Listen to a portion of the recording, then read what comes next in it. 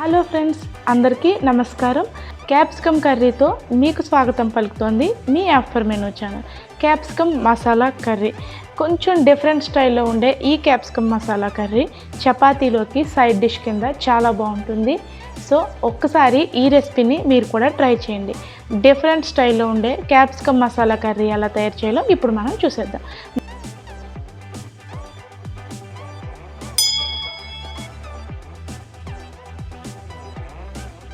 మా వీడియోస్ కనుక మీకు నచ్చినట్టయితే లైక్ చేయండి, షేర్ చేయండి, అలాగే మా ఛానల్ని సబ్స్క్రైబ్ చేసుకోండి.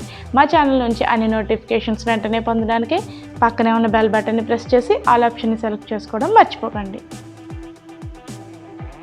ముందుగా స్టవ్ మీద ప్యాన్ పెట్టుకొని దీంట్లో ఒక 6 స్పూన్స్ ఆయిల్ వేసుకోవాలి. ఈ ఆయిల్ వేడయ్యాక మనం ముందుగా క్యూబ్స్ కింద తరిగి పెట్టుకున్నటువంటి ఒక 1/2 కేజీ క్యాప్సికమ్ ముక్కల్ని ఇందులో వేసుకోవాలి. ఈ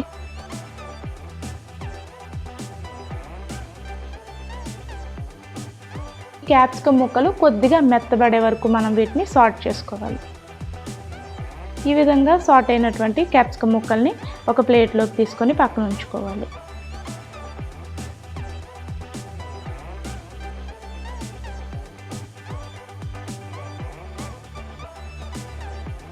తర్వాత ఇదే ప్యాన్లో మరి కొద్దిగా ఆయిల్ని వేసుకొని మనం క్యూబ్స్ కింద తరిగినటువంటి 1 కప్పు ఉల్లిపాయ ముక్కలను కూడా వేసుకొని వీటిని కూడా కొంచెం ట్రాన్స్పరెంట్ కలర్ వచ్చే వరకు ఫ్రై చేసుకొని పక్కన పెట్టుకోవాలి.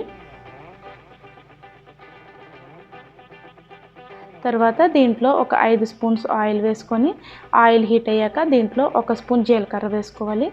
జీలకర్ర మనకి బాగా ఫ్రై అయ్యాక సన్నగా తరిగినటువంటి ఒక 1/2 కప్పు ఉల్లిపాయ ముక్కల్ని ఇందులో వేసుకొని గోల్డెన్ బ్రౌన్ కలర్ వచ్చే వరకు ఫ్రై చేసుకోవాలి.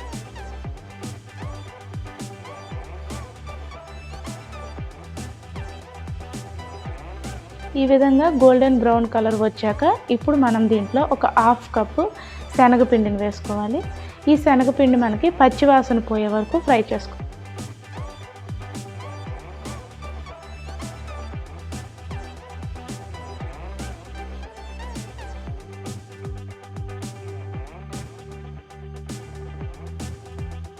ఇలా కొద్దిగా ఆయిల్ని యాడ్ చేసుకొని మనకి శనగపిండి పచ్చివాసన కంప్లీట్గా పోయే వరకు మనం ఫ్రై చేసుకోవాలి.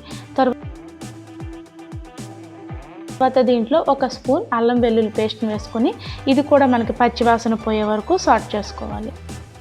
ఇప్పుడు దీంట్లో తరిగినటువంటి ఒక 1/2 కప్ టమాటా ముక్కలను వేసుకొని టమాటా ముక్కలు కొద్దిగా మెత్తబడే వరకు మనం వీటిని ఉడకపెట్టుకోవాలి.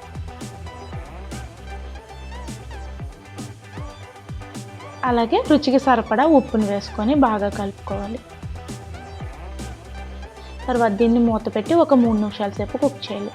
3 నిమిషాల తర్వాత దీంట్లో ఒక 1/2 కప్పు చిక్కటి పెరుగుని వేసి బాగా మిక్స్ చేసుకోవాలి.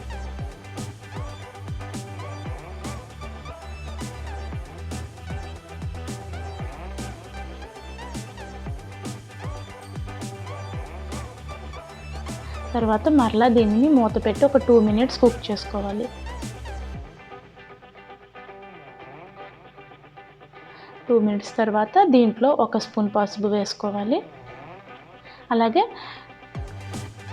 3 స్పూన్స్ కారం వేసుకోవాలి. మీరు కారం ఎక్కువ తినేట్టయితే మీ టేస్ట్ని బట్టి కారం వేసుకోండి. అలాగే 2 స్పూన్స్ ధనియాల పొడిని కూడా వేసుకొని బాగా కలుపుకొని దీనిని మరలా మూత పెట్టి ఒక 2 నిమిషాల సేపు కుక్ చేసుకోవాలి.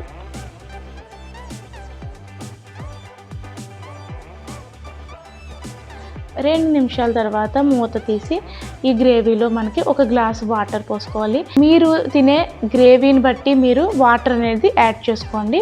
వాటర్ యాడ్ చేసుకున్నాక మూత పెట్టి 3 నిమిషాల సేపు కుక్ చేసుకోవాలి.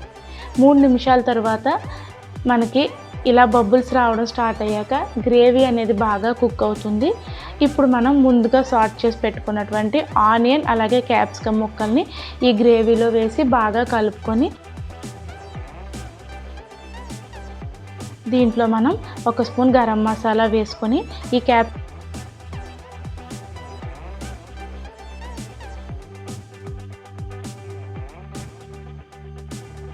దీనిని మూత పెట్టి 3 నిమిషాలు కుక్ చేసుకున్నట్టయితే కనుక ఎంతో టేస్టీగా ఉండే క్యాప్సికమ్ మసాలా కర్రీ రెడీ.